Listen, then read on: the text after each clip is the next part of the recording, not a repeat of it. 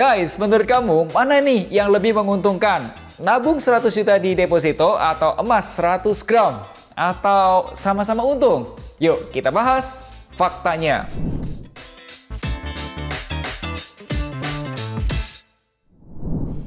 Halo guys, jumpa lagi nih bersama Melvin Mumpuni. Setelah sekian lama kamu nonton Melek Finansial, subscribe dan juga nyalain notifikasi YouTube channel finansialku.com, aku yakin kamu makin paham cara merencanakan keuangan dan berinvestasi. Guys, di video sebelumnya yang berjudul Resesi Global dan Dampak ke Investasi Kita di Saham, Reksadana, dan Emas, itu aku bahas mengenai tren inflasi yang naik dan tren suku bunga yang naik. Udah nonton? Nah, lalu pertanyaannya, apakah bunga tabungan dan deposito juga naik? Apakah benar cash is still the king? Atau mending nabung emas saja? Yuk kita mulai dari nabung dan deposito.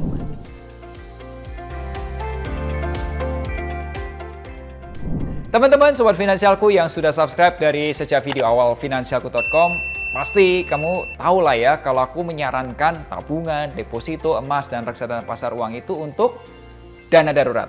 Nah, dana darurat itu fungsinya ya dana cadangan yang disiapkan terpisah untuk kebutuhan-kebutuhan sifatnya mendadak atau darurat. Besarnya 6-12 kali pengeluaran bulanan. Nah, seandainya dana darurat kamu ini belum ideal, terlebih sekarang dengan adanya isu resesi global dan inflasi, maka penuhi dulu dana darurat.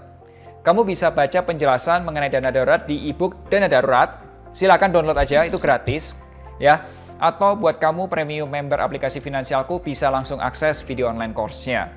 Vin, apakah cash is still the king? Pendapat ini benar, tapi tidak 100% benar. Tahukah kamu, jika inflasi naik, itu nilai mata uang kita naik atau turun? Bingung ya? Gini. Supaya nggak bingung, konsepnya gini. Sebelum inflasi, itu harga semangkok bakso, itu harganya katakanlah 10.000. Nah, kemudian ada inflasi, kemudian harga bakso jadi 12.500. Ketika terjadi inflasi, apalagi inflasinya tinggi banget ya, maka nilai uang kita akan berkurang. Tadinya uang 10.000 bisa beli satu bakso, sekarang nggak bisa. Gitu. Gimana teman-teman? Udah paham konsepnya? Kalau sudah paham, boleh kasih like-nya dulu dong. Supaya aku ngerti kalau penjelasanku ini itu masih bisa dipahami sama teman-teman. Oke, Vin, jadi kesimpulannya gimana? Boleh simpan uang di tabungan atau di deposito sebagai dana darurat. Dalam jumlah yang cukup, 6-12 kali pengeluaran bulanan kamu. Nah, sisanya apa? Ya sisanya biar bisa dipakai untuk investasi. Meskipun resesi global, inflasi, masih banyak kok pilihan investasi. Ya kalau uang bisa kerja, kenapa disuruh tidur? Oke, aku kasih gambaran ya tren bunga tabungan dan deposito saat ini. Nah, ini aku ambil dari website yang namanya LPS, Lembaga Penjamin Simpanan.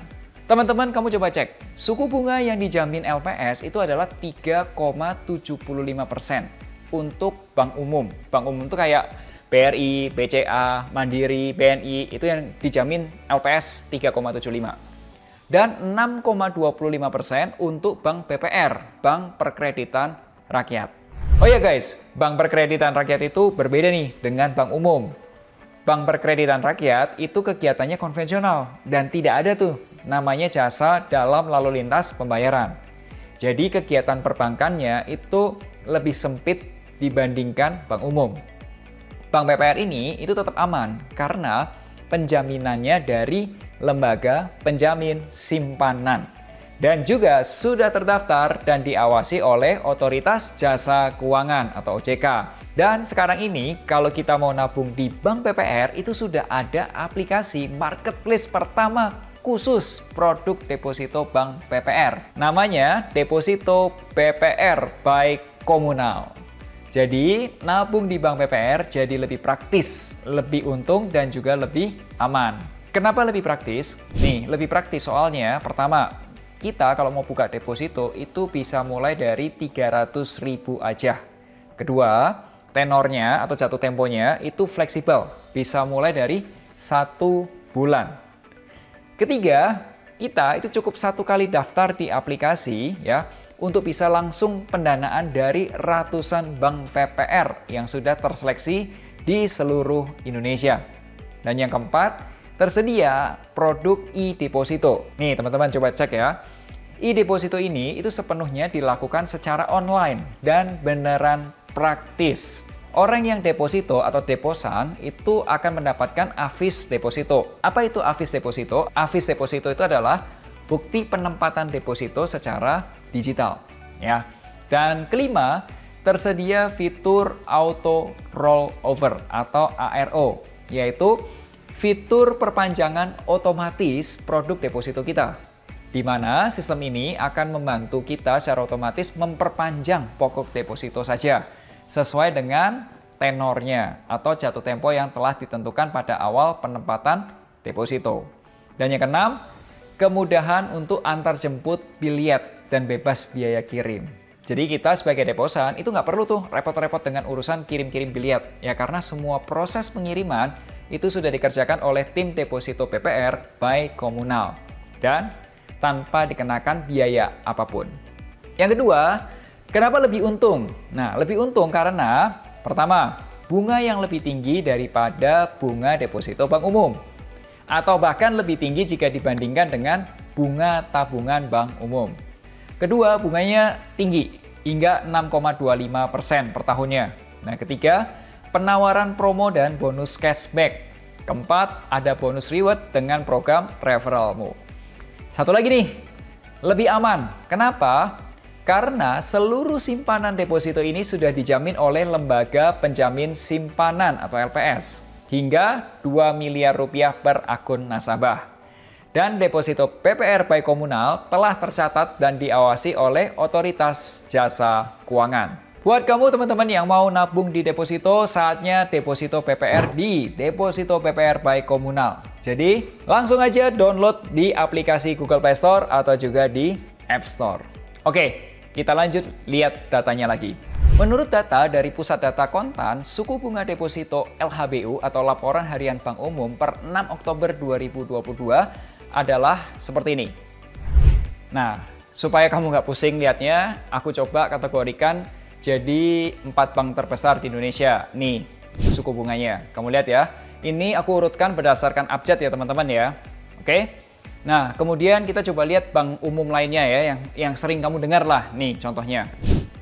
Sama masih aku urutin berdasarkan abjadnya.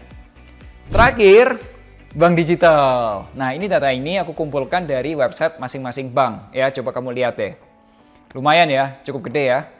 Nah, selain suku bunga yang tadi, itu beberapa bank itu juga memberikan promo cashback.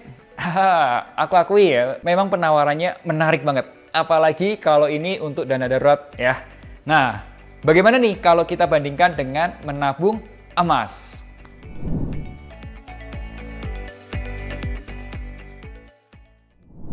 Guys, aku mau kasih lihat grafik harga emas dalam jangka yang panjang, kurang lebih 15 tahun lalu. Ini grafiknya.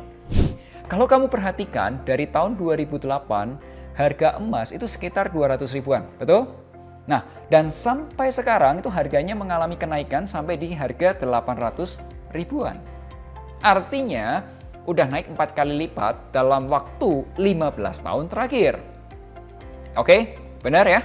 Aku coba hitung secara compound annual growth rate atau rata-rata pertumbuhan tertimbang atau menggunakan bunga berbunga gitu. Hasilnya adalah, nih hitungannya pakai Excel, 10,41% per tahun. Nah, coba kita persempit jangka waktunya ya, sekitar tahun 2020. Harga emas itu sempat mencapai 1 juta rupiah per gram. Nah, harga emas mengalami penurunan tuh sampai 800 ribuan per gram di tahun 2022. Nah, menurut kamu nih ya, coba pikirin deh ya. Pakai otak-otak bisnis kamu, oke? Bagaimana harga emas 4 tahun lagi? Apakah akan kembali normal naik lagi? Ya, kalau kamu melihat harga emas itu cenderung naik, maka sekarang waktu yang oke untuk nabung emas atau mencicil emas. Vin, nyicil emas tuh maksudnya gimana tuh, Vin? Gini. Aku sendiri pernah coba mencicil emas di aplikasi Pegadaian Digital. Ini nggak di-endorse ya, ini pengalaman pribadi. Coba bayangkan kalau kamu beli emas 100 gram sekarang ini dengan harga 800 ribuan per gram, dikunci gitu. Ya, kita cukup gunakan aja DP kurang lebih 20 jutaan, dan sisanya kita cicil nih selama sekian tahun. Contoh, kita cicil 3 tahun ke depan.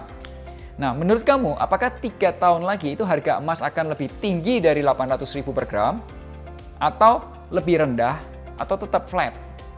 Nah, kalau harga emas lebih tinggi, maka kamu untungnya banyak. Ya, kenapa?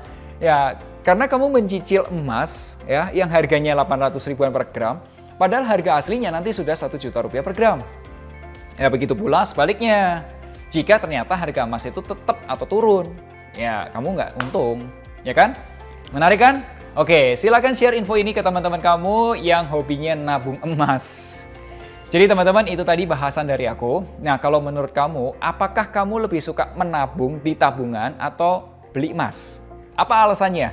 Silakan tulis pendapat kamu di kolom komentar, oke? Sekali lagi, tabungan atau deposito dan juga emas itu lebih cocok untuk dana darurat. Jika saat ini kamu masih bingung nih dengan cara merencanakan keuangan atau butuh juga bantuan review investasi kamu, silakan aja konsultasikan dengan perencana keuangan finansialku. Caranya, hubungi tim finansialku di nomor WhatsApp berikut ini atau di link berikut ini. Sampai jumpa di Melek Finansial hari Rabu depan. Akhir kata, make a plan and get your financial dreams come true.